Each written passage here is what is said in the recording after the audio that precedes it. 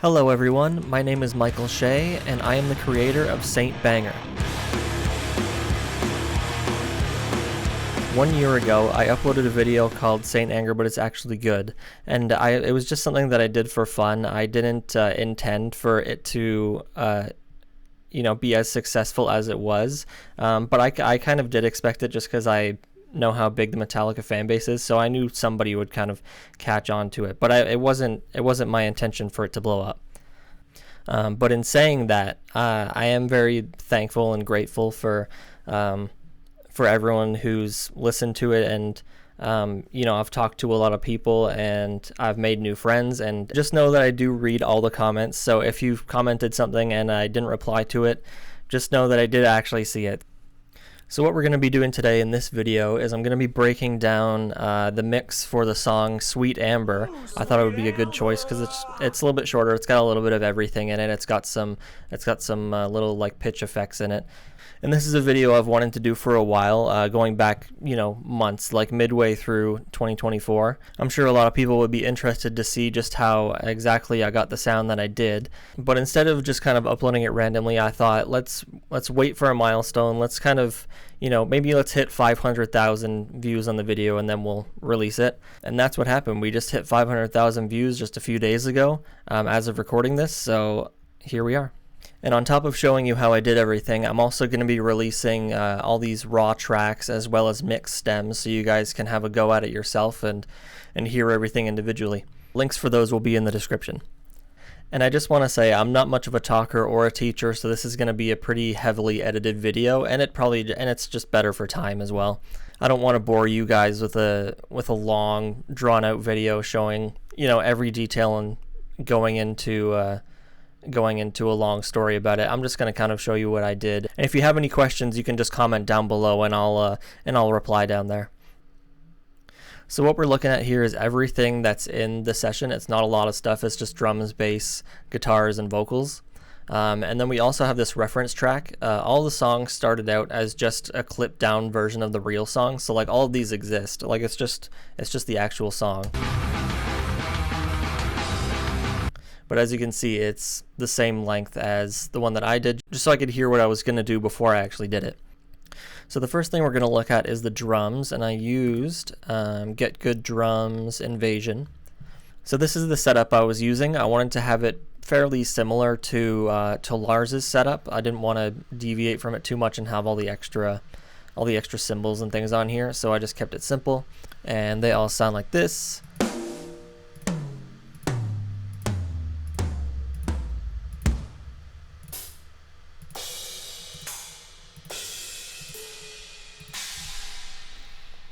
And then if we go into the mixer, I can kind of show you all my levels. We're just looking like that.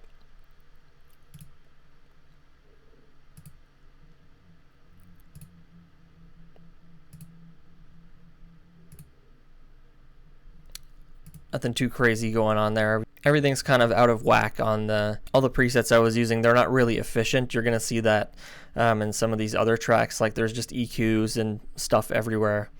So coming out of there, the drums on their own sound like this with everything in.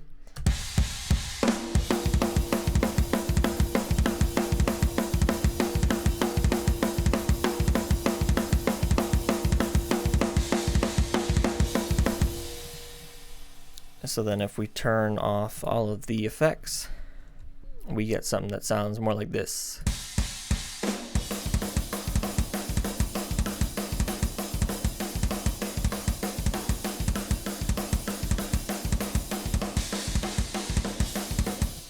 Alright, so going into each individual drum, we just have an EQ here. The effects channel is just the reverb for like the snare and the toms. That kind of sounds like this. It's just a little reverb from Invasion, and I just had this EQ here. I can't tell you exactly why I did all the things I did, but I'm guessing there was just too much top end going on here, so I pulled that out. Moving on to the kick, we got a little bit of this going on. I'm telling you, these EQs are going to look a little wild in some places. I changed the sound of everything quite a bit to fit the kind of thing I was going for, which was pretty dark, and I might have gone a little too dark, to be honest, but it is what it is, and people seem to like it anyways. The kick sounds a little bit like this.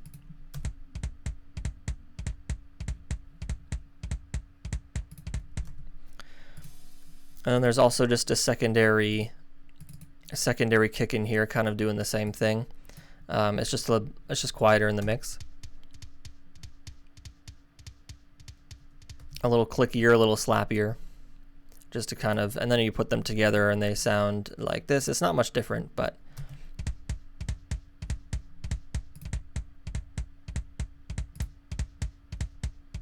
it's barely there.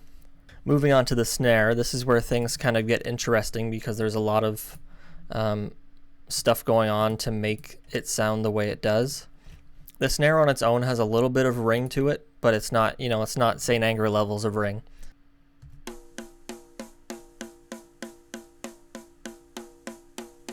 It's got a little bit of ring to it, but it's lower tuned. It's not as high tuned as the actual St. Anger snare, and I kind of wanted to still go for a little bit of a ringy snare. I didn't want to have it as like tight and snappy as a lot of snares are. I wanted to kind of keep that vibe because it also like fills in some of the sonic space in the mix. Like if you take out the snare drum, like it doesn't make the mix better really. Like as silly as it is, like as much as people want to hate on the snare drum, it actually does, like if it's not there, it takes away from the mix. So the first thing I did was just take off a little bit of top end on the snare, like I did with a lot of things, just taking off top end.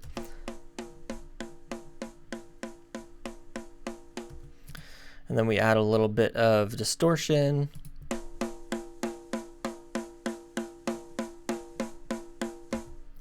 And this is where a lot of the work is happening to get the ring out of the snare. As you can see, I pulled up the sustain on the low mids because that's where kind of the ring was sitting. So without this, it sounds like this. And then with it in, it sounds like this. Now you can kind of hear it woo woo woo, and then you can kind of hear it, you know, coming out a little bit more, and then just a clipper to get the transients down. You know, after adding all these transients in, I'm just taking them out again.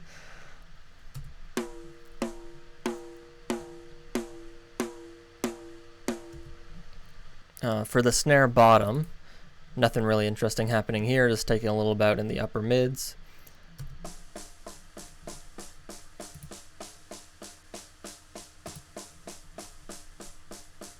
Just very small differences. For the toms, we have an interesting EQ.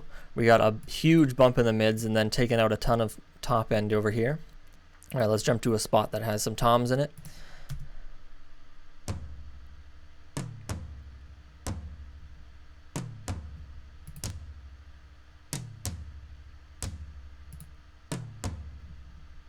So they just sound a little bit like that. Like I felt like they just have too much attack on them, so I wanted to kind of round them out. For the overheads, I just wanted to kind of take out some of this like hissy top end stuff coming from the cymbals. I didn't, you know, a lot of people will like high pass the overheads, but I don't know. I just think it's cool to have in all that low end and kind of get like more like room and body on the snare. And they sound like this.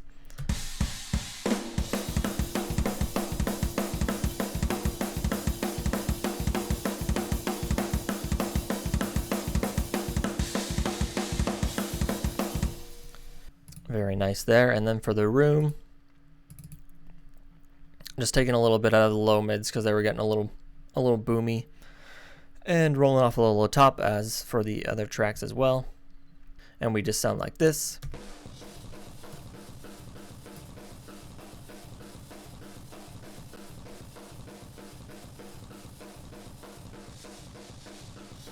They're just getting destroyed from this compressor here. You know, without the compressor, they sound like this.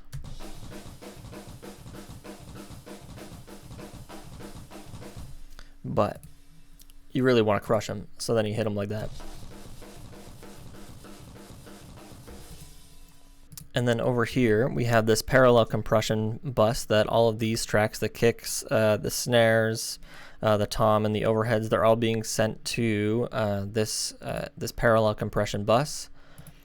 And what we're doing here is we're taking a little bit out of here because like the kick is really problematic in this. When you try to clamp down on it, it gets a little it kind of blows up a little bit. So this bus is just, you know, we're just sending the tracks here, so with nothing on them.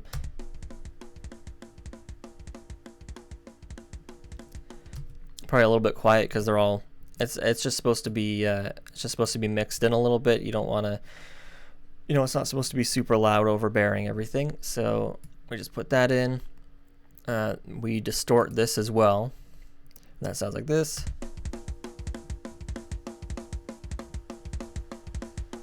And then we hit it with the compressor.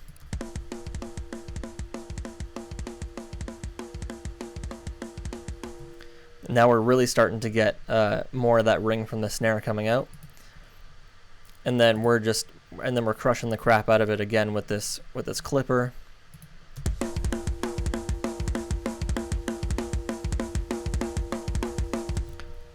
So now we're really starting to hear everything as it should be. So then as a whole on the drum bus, I just added some extra things here, a little boost just for like kind of the kick and maybe the low end of the snare.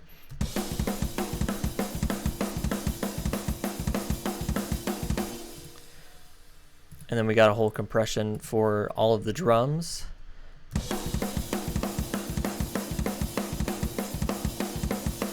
This is parallel compressed. If I pull this all the way up, then it'll sound pretty bad probably.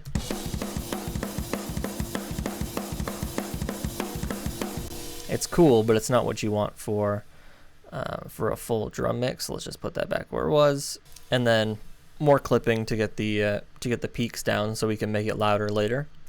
It doesn't really change the sound. It just cutting off the transients. So then with the drum crush in, and then we also have just another another EQ for all the drums. EQ is everywhere. Just pulling up a little bit of the sub on the kick and getting those cymbals up at the top.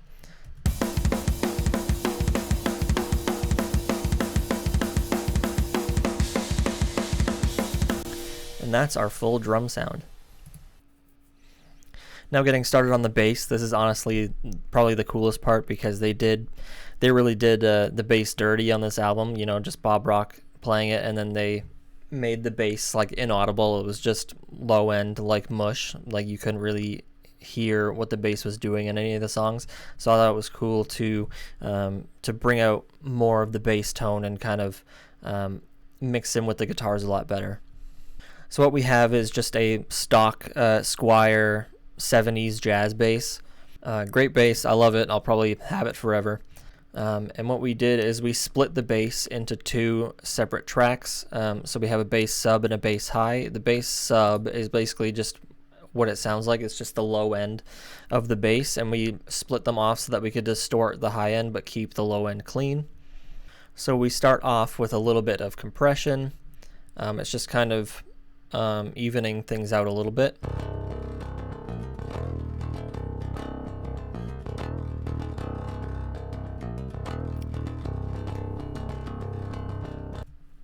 And then we have, so then for the EQ, we're rolling off all the top end here, and then even a little bit of kind of just like the low subs that we don't really need. And that kind of sounds like this now.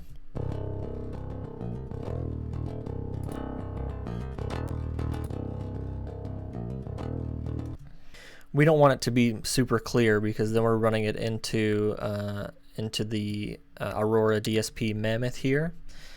And then that sounds like this.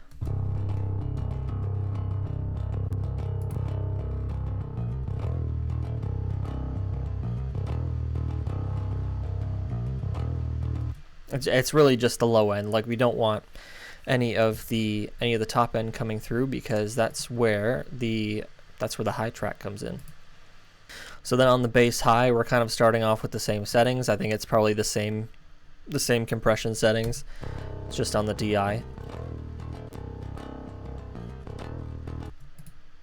And then we go into the high. We kind of roll off more of the low end and a little bit of like kind of like the sizzly top end that you don't really want in a bass.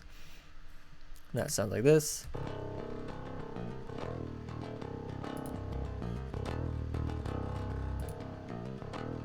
We're sucking out kind of like a little bit of the body on the bass because when we distort it later, then it's gonna have a much cleaner sound to it. And then here we just have a gate. I'm not using any of this stuff. I just have the gate turned on, and it's just because it got a little noisy once we ran it through the distortion. So that's not really doing anything there. It's just clamping down when there's nothing playing.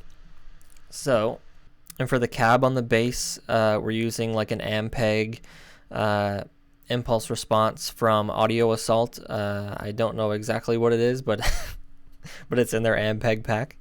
So then when we engage this, the high bass sounds like this.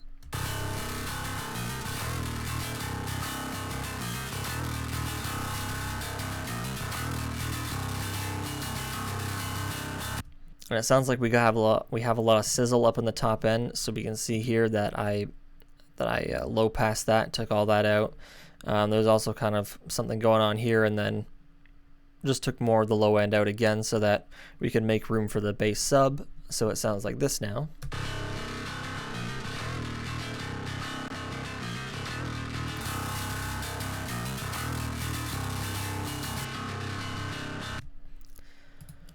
So then when you mix the two basses together, they do this.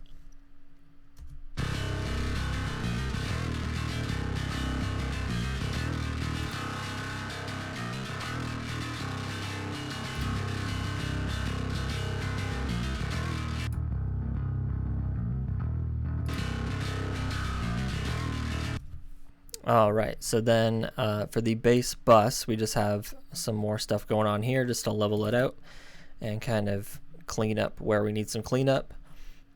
For that, I didn't like some of the stuff going on in the low mids, so I pulled that out, and that sounds like this.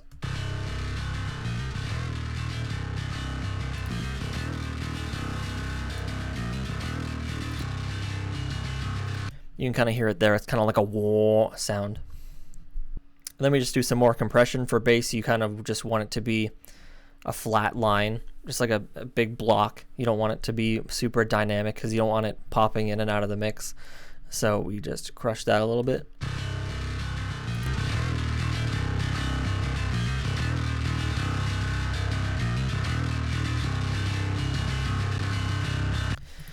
And then for good measure, we clamp down on it again with just a hard limiter, and we just go until it's just a flat line, like you see here.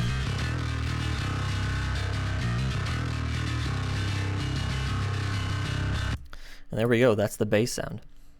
And then if we bring the drums in, the two of them together sound like this.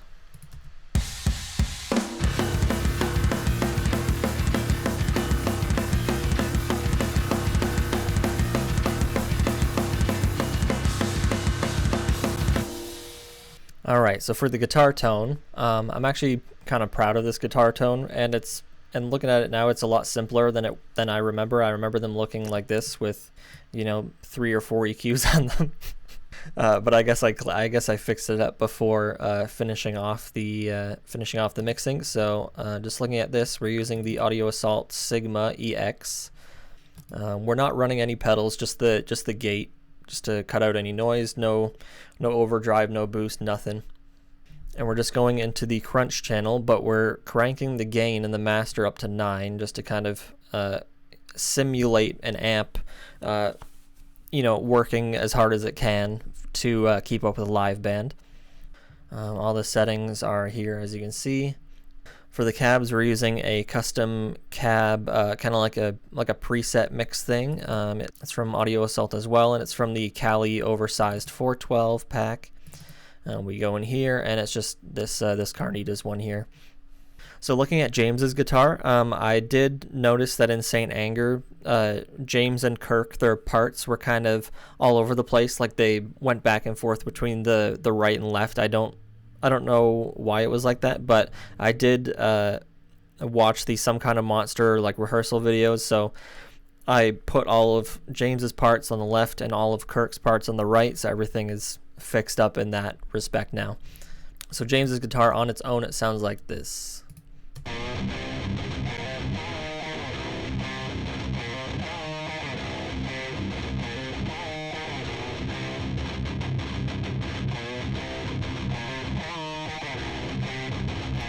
And then what we're doing to get some more punch out of the guitars is I'm pretty heavily coming down on them with some compression. It's just kind of it's just when the guitar stops playing and then it comes back in, it like hits the first note really hard. It kind of gives the same effect that the mix is pumping a little bit, but it's not.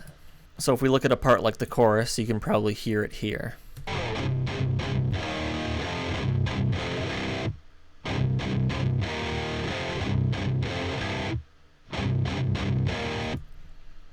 It just gives it a little extra, so it's not as smooth, and it hits a little harder when everything comes back in. And then looking at guitar L2 over here, this is just basically doubling James's parts, but like up an octave higher. So it kind of makes the riffs stand out a little bit more, and it gives them more life, because everything being just down on the first few frets all the time, it kind of gets a little bit boring. So that track on its own, it sounds like this.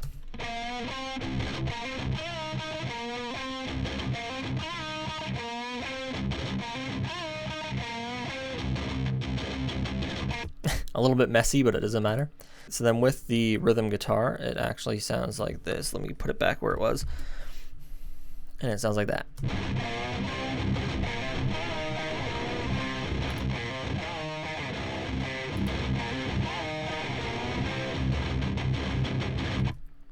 And then you bring in Kirk's guitar on the right, and you get this.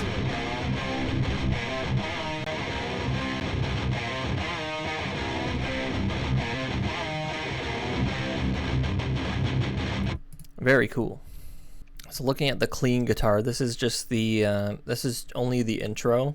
It's the only place that shows up, and this is the mess that I was expecting for these. I was working off of a template from a different thing, and I was trying to like tone match the guitars and everything in that template. So it's just a mess of EQs, trying to get the same tone as a different recording. A little bit of a different setup here on the settings. We're doing, only half gain on the clean channel. The bass is all the way down. Everything's just a little bit different. I think we're using the same. Oh, we're using a different cab here. It's from the same Cali 412 oversized pack from Audio Assault, except we're using just one more specific mic placement. And then here we're actually using both of these pedals. I don't even know why this is on. I don't know if it makes a difference.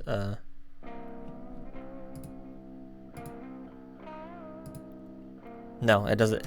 It doesn't make a difference, so I don't know why it's on. This is what I mean. It's a mess. And then just doing the whole thing with the overdrive. Drive at 0, level at 10. So without all these extra EQs on, it sounds like this.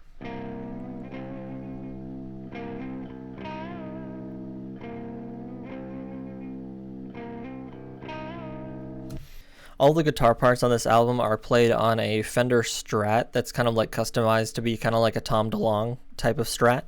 Except for a few parts, I think this clean guitar is one of those parts. When I was making the demos for these songs, I had an Epiphone Les Paul Special 2, and I was recording with that, but I don't have it anymore. But some of the tracks I held over because I thought they were good enough, and no one would notice. So get ready for this. These EQs are truly wild. So we have this sound right now. The first EQ is doing this. All of this nonsense here.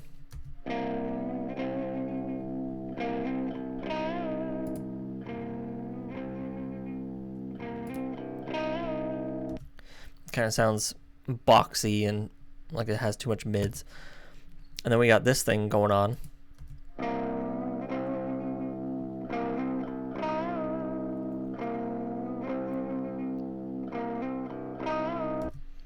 And then for the third one, we have, this is silly. Don't do this. Like, don't be like this. But it sounds like this.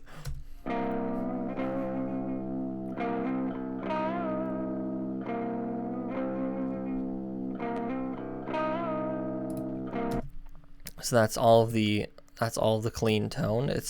I mean, if it didn't have all this, it'd be pretty simple. But for guitar R2, this is just kind of an overdub for the little parts where Kirk was using a pitch effect, and I was just using an Electro-Harmonix pitchfork for that.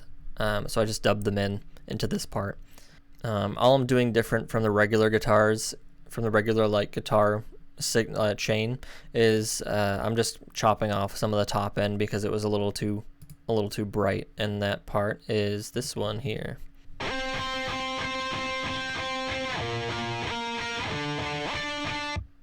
And then it kind of just mixes in with Kirk's other parts.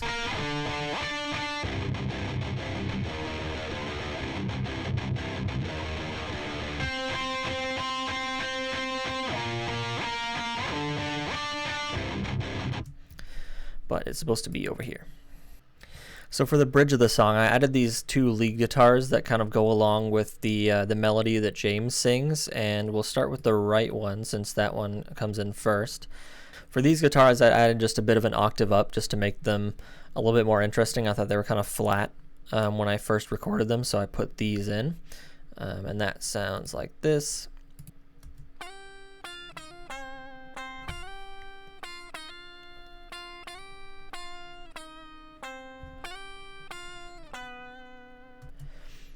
So that's just the DI with the pitch on it, and then we rolled off a lot of the top end because in the guitar that I'm using, I didn't have a neck pickup, so I just kind of rolled off the top to kind of get more of a neck pickup sound. So that brings it down and sounds like this.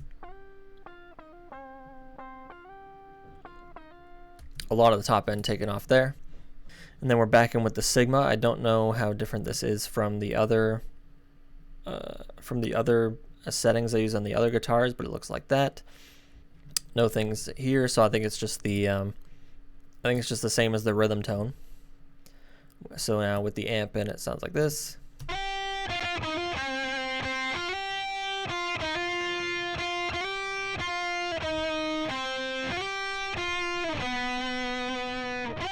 And the cab, yeah, we're using the Carnitas preset. We also have the compression on here, just because it's the same as the rhythm guitars.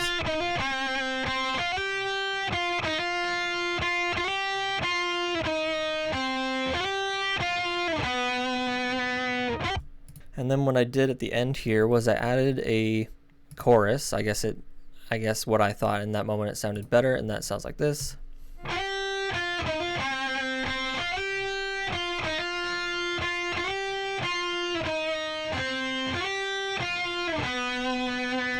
And then of course, you got to finish off a lead with a delay, and we went for a quarter delay, just mixed in 40%, and that sounds like this.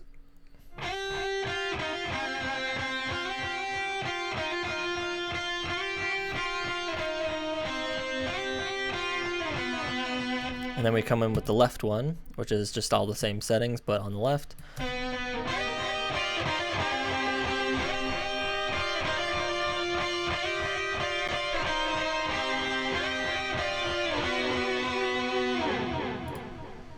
And then we get these guitar parts over here, these guitar subs.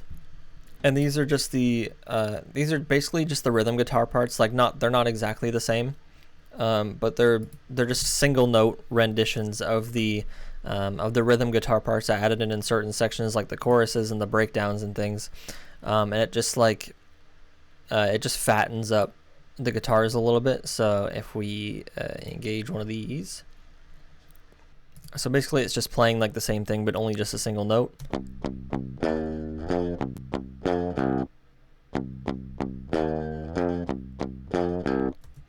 And then we pitch it down an octave to sound like this.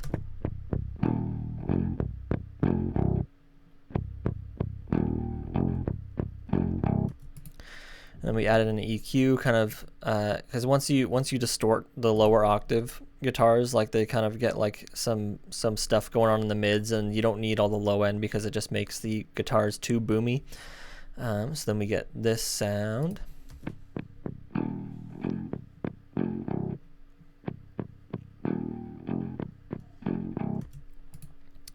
And then they're running also through the Sigma. Are they running through the same cab? Yes, they are. Do they have any effects? We do have the overdrive going on here, I guess, just to give them a little more sustain. All the settings are as you see them here, and it sounds like this. And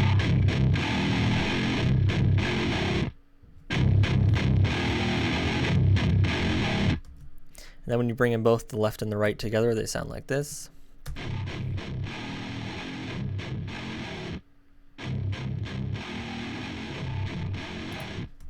And then you can mix those in with the rhythm guitars to get this sound. Well, let's put it a little bit before so you can kind of hear them come in.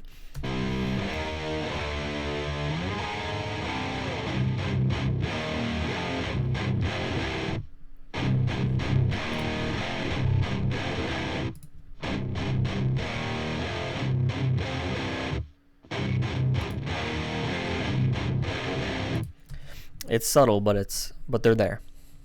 And then for the guitar bus as a whole, we just have this one EQ, and it's doing a lot of heavy lifting on the mids here, and then kind of pulling out just kind of nasty frequencies that are going on.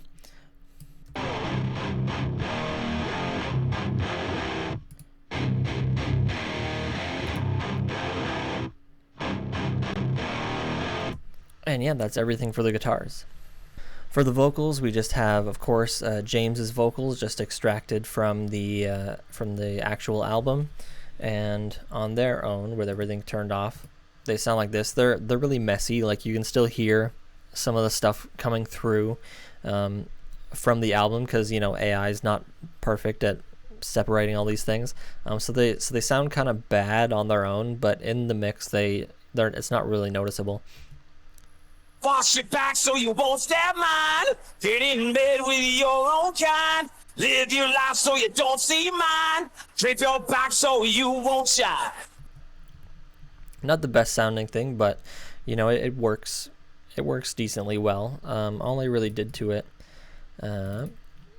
was sibilance, because there was the S's were just popping out so much in the full mix that I just had to tame those a bit. Wash it back so you won't stab mine. Get in bed with your own kind. Live your life so you don't see mine. Drape your back so you won't shine. And then I don't remember why, but I did distort the vocals as well. Like, maybe I just wanted them to be a little bit more aggressive. Wash it back so you won't stab mine. Get in bed with your own kind. Live your life so you don't see mine. Drape your back so you won't shine. And then on the bus, I just did a little bit of EQ, pulling out the bottom, and then since I pulled out so much top end from the rest of the instruments, the vocals had too much top end in them, so I pulled out the top end there as well. Wash it back so you won't stab mine. Get in bed with your own kind. Live your life so you don't see mine. Drape your back so you won't shine. And then I just compressed them just to kind of glue them in with the rest of the music. Wash it back so you won't stab mine. Get in bed with your own kind. Live your life so you don't see mine. Drape your back so you won't shine. And that's really it for the vocals. I didn't have to do much to them since they were already mixed from the album. All I had to do was just chop them up into little pieces and fit them in where they needed to be. This last track here before the master track, this mix Verb, it's kind of like a room reverb. Like, I kind of wanted to get the sound of all the instruments and the vocals in the same room together, like as they were like recorded together. So you would kind of get just like this room mic. All I did for that was I sent all the buses, like the vocal bus, the guitar bus, the bass bus, and then the drum bus. I just sent them all to this mix Verb. and then all that, it's pretty low in the mix, and all that does is it sounds like this.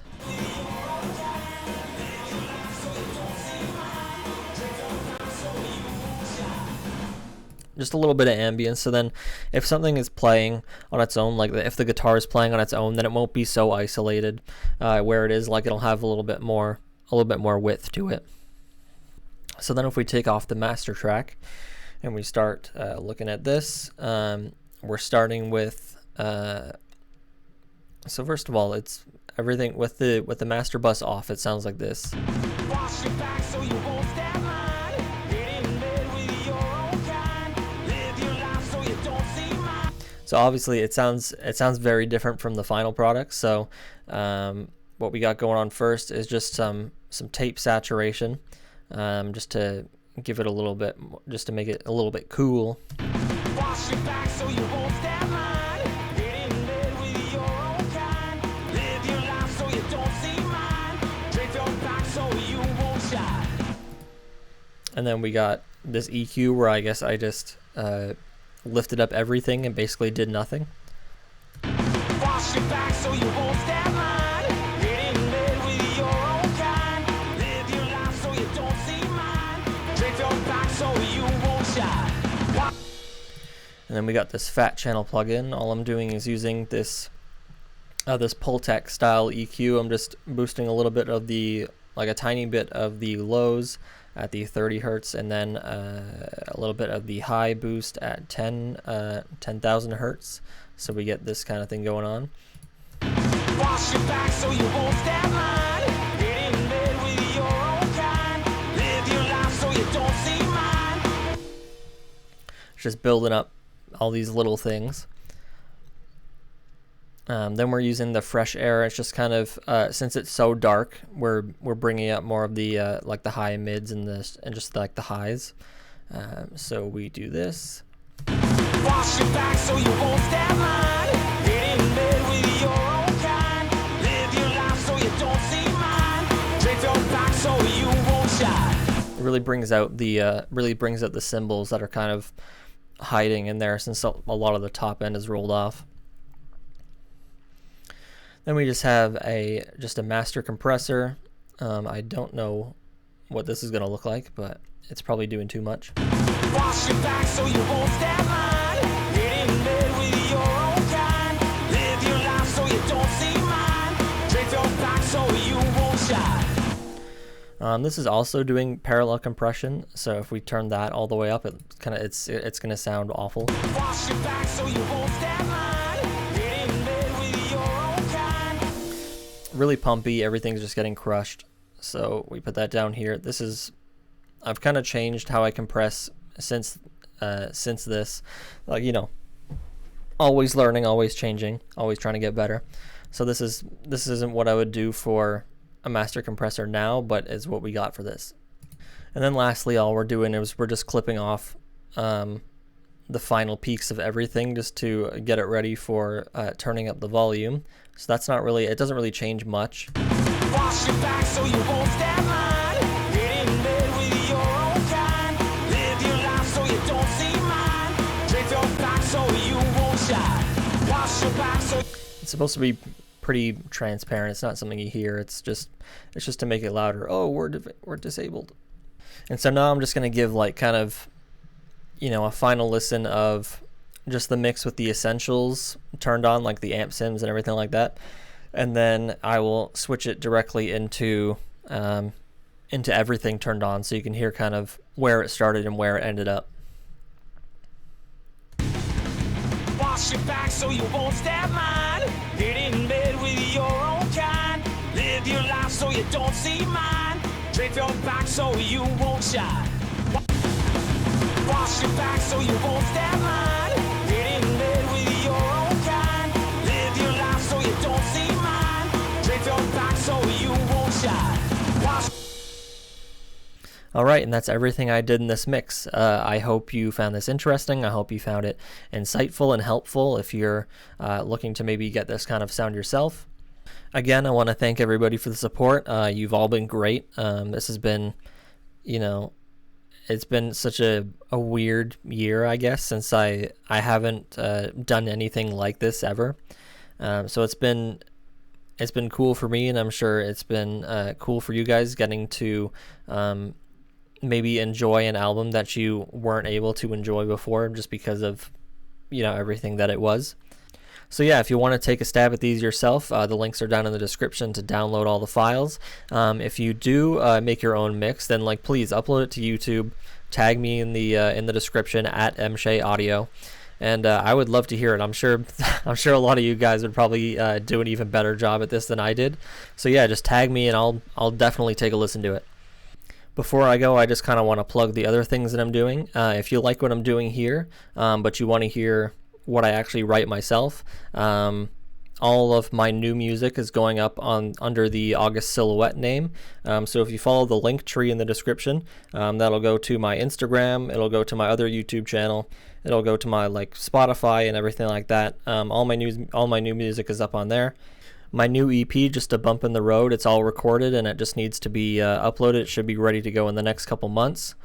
It's an interesting style. It's kind of like a mix of metalcore and pop and other genres all put together. It's like a progressive metalcore kind of thing, but it only has clean vocals that are all just tons of vocal tracks all layered together. It's kind of like a choir of vocals, and because of that, I've dubbed it Hard Choir.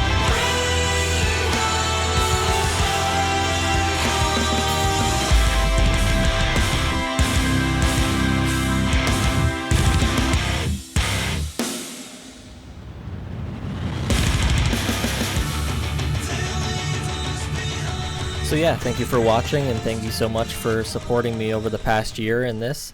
I have no idea what I'm going to upload to this channel next. I don't have anything planned at the moment, but anything could come to my mind at any moment and kind of change course just like this did. I hope you have a great day, a great week, a great year, and I will see you later. Goodbye.